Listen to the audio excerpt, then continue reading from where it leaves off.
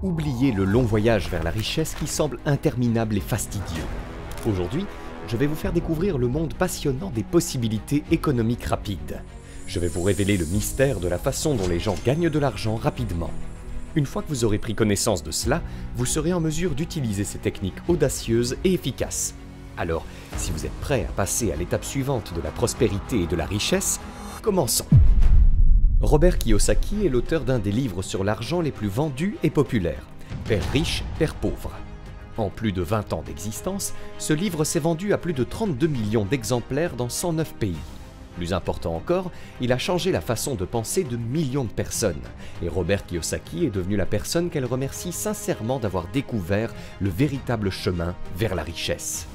Il contient 8 règles ingénieuses. Commencez à appliquer chacune d'entre elles dès aujourd'hui et vous verrez comment votre vie changera radicalement en peu de temps. Kiyosaki recommande de commencer par changer sa façon de penser.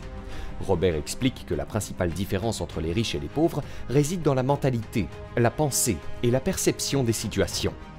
Une personne pauvre dit toujours « Je n'ai pas les moyens d'acheter cette maison », tandis qu'une personne riche dit toujours « Comment puis-je m'offrir cette maison ?» Et cela d'une manière totalement différente. Vous sentez la différence? Cette manière de penser permet à la personne riche de commencer à réfléchir aux moyens de gagner de l'argent pour acheter la maison qu'elle désire, ou une voiture, ou un yacht. Poser des questions ouvre l'esprit à de nouvelles possibilités, tandis qu'une déclaration stricte bloque les bonnes pensées. Oubliez ce que vous savez sur l'argent et commencez à apprendre comment il fonctionne réellement. La plupart des entrepreneurs d'aujourd'hui sont partis de zéro et n'ont même pas gagné d'argent au début. Mais plus important encore, ils ont pu changer leur état d'esprit en se posant les bonnes questions et en acquérant des connaissances financières. Malheureusement, l'éducation financière n'est pas enseignée à l'école. De plus, les écoles aiment nous dire que l'argent est la racine de tous les maux. En réalité, nous avons besoin d'étudier et de comprendre très bien la finance, sinon nous serons ruinés. L'éducation financière apprend à gérer son argent et à créer de nouvelles sources de revenus pour répondre à ses besoins. Robert Kiyosaki affirme que le fossé entre les riches et les pauvres se creuse uniquement parce que les pauvres ne savent pas gérer leur argent, alors que les riches sont très doués dans ce domaine. Trouvez donc la base de connaissances qui vous aidera à comprendre vos finances et commencez dès aujourd'hui à atteindre la liberté financière le plus tôt possible. Concentrez-vous sur l'acquisition d'actifs. Robert Kiyosaki insiste beaucoup sur les concepts d'actifs et de passifs. La différence entre les riches et les pauvres dans ce domaine est que les riches comprennent clairement ce qu'est un actif et l'acquièrent, tandis que les pauvres confondent très souvent un passif avec un actif et acquièrent quelque chose qui, en réalité, les tire vers le bas. Rappelez-vous donc une vérité simple, un actif est tout ce qui fait entrer de l'argent dans votre poche, et un passif est tout ce qui fait sortir de l'argent de votre poche. Si vous comprenez bien cette règle, vous verrez clairement comment les riches s'enrichissent. Apprenez à acquérir des actifs et fixez-vous des objectifs pour atteindre ces actifs. Par exemple, de nombreuses personnes pensent que lorsqu'elles achètent une maison, elles achètent un actif, alors qu'il s'agit en fait d'un passif. La maison ne vous rapporte pas d'argent, elle vous en prend sous forme d'entretien, de réparation et d'emprunt. Définissez donc clairement ce que sont les actifs, et lorsque vous décidez enfin de devenir riche, commencez à les acheter. Créez plusieurs sources de revenus. Si vous dépendez uniquement de votre emploi, la probabilité de réaliser votre rêve d'une vie sans problème et sans soucis financiers est négligeable. Imaginez que vous soyez licencié à ce moment-là. Sans source de revenus supplémentaires, vous commencerez à puiser dans vos économies ou vous vous endetterez. C'est peut-être une mauvaise nouvelle pour vous, mais dans le monde d'aujourd'hui, ceux qui s'enrichissent sont ceux qui obtiennent de l'argent de différentes sources. Réfléchissez à ce que vous pouvez faire pour élargir vos sources de revenus. Les réseaux sociaux offrent un large éventail d'opportunités pour les personnes de toutes professions et de tous intérêts. Parlez de vous, de ce que vous faites ou de ce que vous savez. Investissez dans des dividendes, louez des biens, trouvez un emploi à temps partiel ou créez une entreprise. Plus important encore, développez votre capacité à obtenir de l'argent de différentes sources. Andrew Carnegie est né dans une famille de tisserands. À l'âge de 13 ans, il est embauché comme préposé aux bobines dans une usine de tissage, travaillant 12 heures par jour pour 2 € par semaine. Plus tard, il devient opérateur de communication pour 4 € par semaine. À l'âge de 18 ans, il accède au poste de chef du service télégraphique pour une compagnie de chemin de fer. Après la guerre de sécession, il se lance dans la métallurgie et construit sa première aciérie. Progressivement, il érige un immense empire sidérurgique. À la fin des années 1880, la Carnegie Steel Company devient le plus grand producteur mondial de fer, de rails en acier et de coke. Il vend ensuite toute son entreprise pour 400 millions d'euros, une somme exorbitante à l'époque, et crée une organisation caritative. Quels étaient ses principes fondamentaux pour atteindre la richesse? C'est ce que vous allez découvrir. Première règle, faire davantage. Comme le dit l'adage, le cheval qui devance ses rivaux d'une tête gagne la course. L'exemple de Carnegie n'est pas fortuit. Toute notre vie est une compétition, même si nous n'en sommes pas conscients. Nous sommes toujours en concurrence avec quelqu'un, parfois même avec nous-mêmes. Aujourd'hui, vous aspirez à dépasser votre performance d'hier, à réaliser plus avec un minimum de ressources, à vous améliorer en qualité, etc. Observez ceux qui réussissent le mieux. Ce sont souvent ceux qui ne craignent pas de travailler plus, de prolonger leur journée de travail, de se dépasser, d'accomplir des tâches pendant leur jour de repos. Lisez la biographie de toute personne qui a réussi. Vous constaterez probablement que la grande majorité d'entre elles sont des travailleurs acharnés, passant au moins 12 heures par jour au travail. Pour ceux qui ne le sont pas, cela signifie généralement qu'ils l'ont été auparavant et peuvent désormais se permettre une pause. Cependant, cela n'implique pas que vous devez sacrifier toute votre vie en travaillant sans relâche. Planifiez votre travail. Fixez-vous des objectifs pour savoir où vous voulez arriver et ce que vous devez faire pour y parvenir. Deuxième règle, déterminez précisément le montant d'argent que vous souhaitez avoir. Il ne suffit pas de dire « je veux avoir beaucoup d'argent ». Soyez spécifique et précis. L'univers est très réceptif à nos désirs, mais il est crucial de communiquer correctement vos demandes.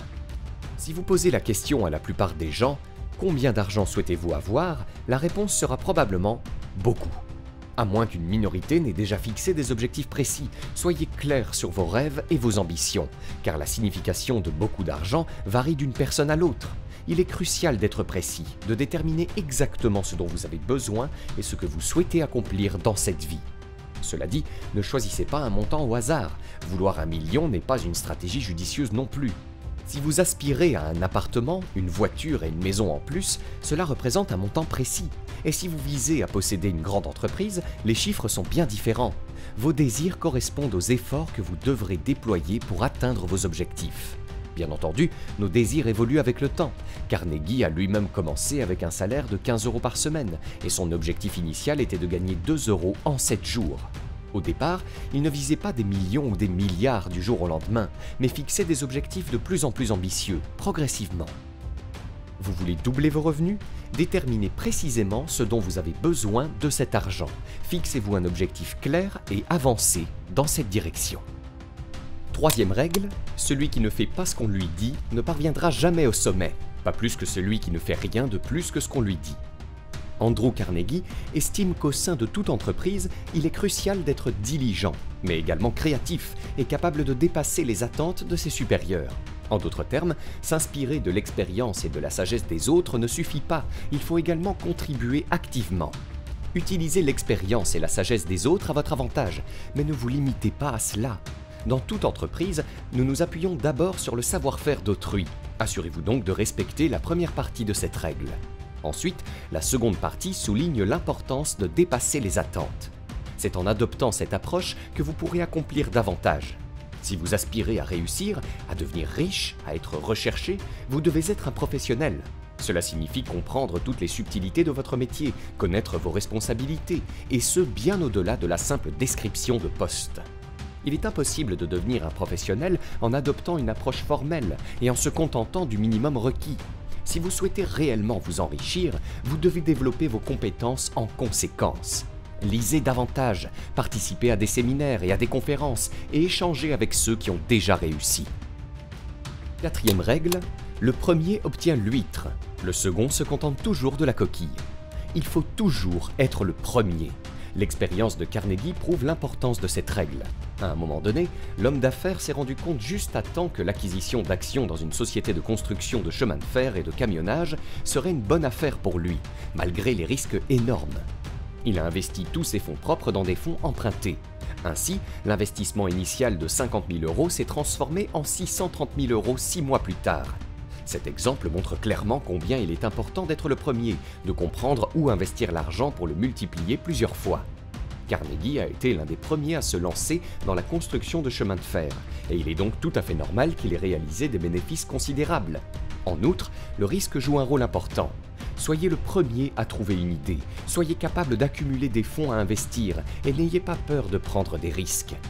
Telles sont les règles qui peuvent conduire à l'obtention de l'huître même, et non d'une coquille. Cette règle s'applique à tous les domaines de la vie, et en particulier aux affaires et à la finance. Comprendre et trouver le créneau libre qui rapportera de l'argent est l'une des principales tâches auxquelles s'attellent tous ceux qui sont devenus riches ou qui sont en passe de le devenir. Warren Buffett n'est pas un milliardaire ordinaire. Sa valeur nette est d'environ 137 milliards d'euros, mais il mène une vie relativement modeste. Il réside toujours dans une maison qu'il a achetée pour 31 000 € en 1957, préfère utiliser les transports en commun plutôt qu'un jet d'affaires privé, et passe son temps à jouer au bridge plutôt qu'à organiser des fêtes. Cette combinaison surprenante d'une immense richesse et d'un style de vie simple attire l'attention du monde entier. Dans ce contexte, je souhaite mettre en lumière les habitudes financières que Buffett applique activement. Comme il l'a dit dans une interview, je suis sûr que certaines personnes laisseront passer cette information.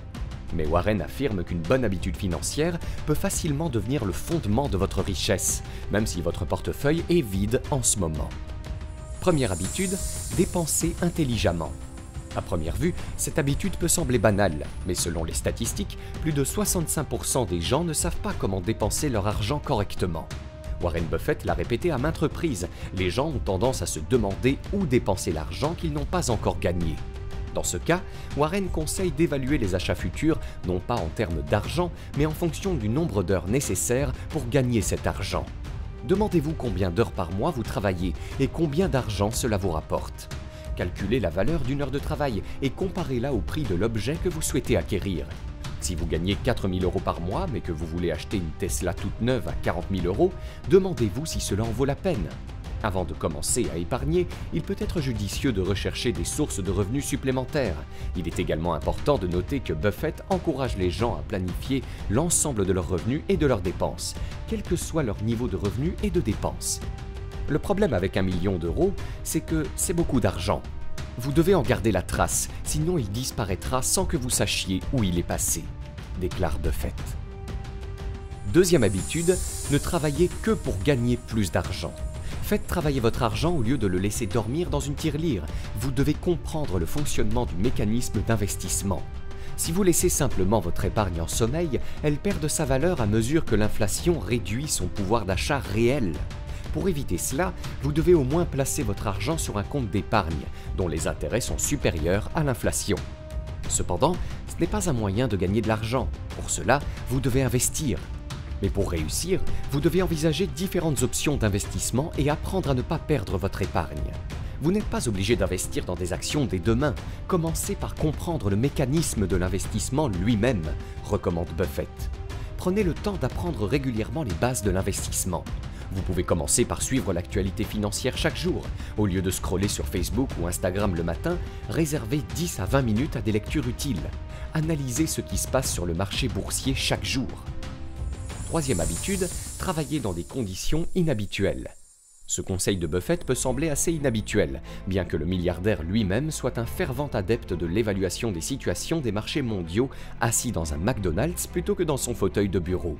J'associe toujours l'argent à de grands problèmes, qui à leur tour doivent être résolus. Pour ce faire, il faut toujours être capable d'envisager les choses sous un angle différent, déclare Buffett. L'histoire d'Albert Einstein est une bonne illustration de ces propos. En 1905, Einstein a publié 4 articles scientifiques qui ont révolutionné les fondements de la physique moderne et notre compréhension de l'espace, du temps et de la matière.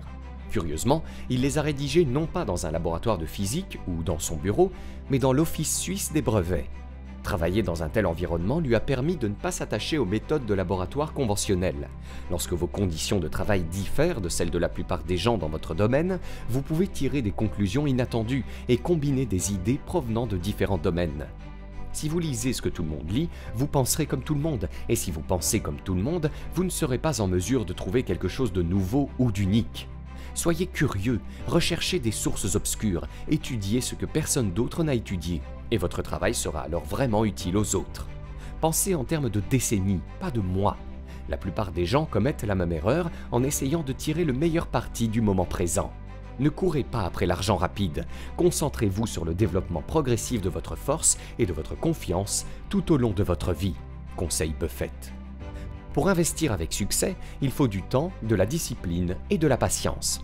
Peu importe votre talent ou vos efforts, certaines choses prennent du temps. Vous ne pouvez pas avoir un bébé en un mois en mettant 9 femmes enceintes, a déclaré Buffett. Pensez en termes de décennies, en accumulant progressivement les sommes nécessaires à l'éducation de vos enfants ou à votre retraite. N'empruntez pas. Vous n'avez pas besoin d'emprunter dans ce monde. Buffett est très catégorique sur ce point. Le milliardaire a déclaré « Si vous êtes suffisamment intelligent et avisé, vous ferez travailler vos intérêts pour vous au lieu de travailler pour vos intérêts. » John Davidson Rockefeller est devenu célèbre en 1907 en devenant officiellement le premier milliardaire de l'histoire. Mais c'est surtout grâce à philanthropie qu'il est resté dans les mémoires. Il a même créé une fondation personnelle qui a généreusement fait don de sommes importantes à l'éducation et à la recherche médicale. Rockefeller est également devenu le fondateur de l'Université de Chicago. L'homme le plus riche de l'histoire a publié un livre intitulé « Comment je suis devenu milliardaire », dans lequel il a décidé de révéler les facteurs qui ont influencé sa richesse. En fait, entre les lignes, John Rockefeller a dévoilé au monde son principal secret d'argent, que tout futur millionnaire devrait connaître. L'absence d'intérêt personnel est un moyen sûr de réussir. John Rockefeller écrit qu'il faut choisir sa carrière en se posant la question suivante. Où puis-je apporter le plus de bien à la société ? Dans son livre, il souligne que ceux qui ont manifesté le plus d'intérêt pour la société dans le monde sont en droit d'attendre les plus grandes réussites et le plus grand succès dans la vie. Les entreprises qui se soucient réellement du bien du plus grand nombre sont forcément rentables. Les entreprises inutiles, en revanche, ne peuvent apporter ni profit ni succès. Voici ce que John écrit dans son livre « Comment je suis devenu milliardaire » lorsqu'on lui demande quel conseil il donnerait à un jeune en train de choisir sa voie dans la vie. Il répond « Si vous voulez vraiment réussir, que vous soyez à votre compte ou salarié, ne vous lancez pas dans une carrière juste pour gagner le plus d'argent possible. Avant de choisir votre vocation, demandez-vous « Dans quel domaine puis-je apporter le plus à la société ?» Écoutez la première pensée qui vous vient à l'esprit, gardez cette idée en tête, soyez audacieux et suivez le chemin que vous avez choisi. Chaque pas vous rapprochera de la vraie réussite. Les personnes qui réussissent ont toujours un plan. John Rockefeller écrit que les entrepreneurs sont souvent incapables de dire ce qui les a conduits au succès. Ils n'analysent pas les informations et ne consultent pas les rapports. Lui, en revanche, a toujours eu un plan clair en tête de son agenda. Il conseille de toujours étudier en détail tout ce qui touche de près ou de loin son activité, de bien asseoir sa position pour qu'en cas d'échec ou de bévue, on soit toujours bien campé sur ses positions. Et il est important de ne pas exagérer les choses au-delà de leur réalité. Le secret de la réussite, c'est d'avoir une trajectoire claire, une analyse et un plan B. Avant même de créer une entreprise, demandez-vous si vous pouvez obtenir un résultat victorieux. Regardez toujours vers l'avenir. Il est étonnant de voir combien d'hommes d'affaires apparemment sobres d'esprit se lancent dans des entreprises sans même comprendre les conditions dans lesquelles ils prennent ce risque. Le conseil d'administration de la Standard Oil Company a été rigoureux dans ses rapports dès le premier jour. Nous avons toujours parfaitement compris où nous faisions des pertes et où nous faisions des profits. Nous ne nous sommes jamais laissés duper, écrit John. Les langues bien pendues réussissent dans les affaires. Les partenaires et amis de Rockefeller le comparaient souvent à un renard en raison de sa ruse et de sa capacité à bien parler. Mais John lui-même a toujours dit qu'il n'était pas important de posséder des qualités, mais de les utiliser correctement. Sa stratégie commerciale initiale consistait donc à ne parler que de son entreprise lors de ses rencontres avec des partenaires et à ne pas essayer de vendre ses services tout de suite. Cette approche a eu l'effet inverse, les partenaires exprimant le désir de travailler avec lui. J'ai très vite appris que la façon la plus raisonnable d'établir une relation commerciale était d'annoncer l'ouverture d'une nouvelle société, mais de ne pas mentionner que nous voulions des commandes, écrit Rockefeller. J'ai simplement dit aux commissaires grossistes que j'étais un représentant de Clark et Rockefeller. Je leur ai parlé de la création de la société et je n'ai en aucun cas manifesté le désir de formaliser immédiatement une relation d'affaires avec lui. J'ai ensuite mentionné que nous serions heureux de fournir nos services, etc. à une date ultérieure. Mais à notre grande surprise, comme par magie, nous avons commencé à recevoir des commandes les unes après les autres, en si grand nombre que nous avions du mal à les honorer. L'ingrédient clé de la recette du succès, si vous voulez créer une entreprise, vaut toujours la peine d'observer la décence dans les relations avec les partenaires, et vous ne devez pas chercher à obtenir des gains à court terme. John Rockefeller écrit que les entrepreneurs se justifient souvent en disant qu'ils n'avaient pas d'autres options. Cependant, si vous acceptez les règles du commerce équitable pour vous-même et que vous vous en tenez à ce principe, il vous sera beaucoup plus facile de développer votre entreprise. Exécuter ces tâches de manière responsable, réfléchie et précise, ne faire des affaires qu'en respectant les règles du commerce équitable. La réussite à long terme est impossible si l'entrepreneur n'adhère pas à des actions honnêtes. Ces seuls éléments peuvent inspirer confiance aux commerçants. C'est cette confiance qui constitue le capital qui a toujours de la valeur et qui s'accumule. Cela vaut la peine de faire des efforts. Ne vous éloignez pas des chemins droits et soigneusement tracés de la confiance et de l'intégrité. Ne cherchez pas à vous tourner vers quelques profits rapides et temporaires. Souvenez-vous qu'il est impossible d'être toujours gagnant en tout, écrit Rockefeller. À présent, vous pouvez découvrir gratuitement 5 idées de chaîne YouTube pour générer 1 000 € par mois sans montrer votre visage, en cliquant sur le premier lien dans la description de cette vidéo. Et si vous avez aimé cette vidéo, cliquez sur le bouton j'aime et abonnez-vous à la chaîne maintenant pour ne rien rater.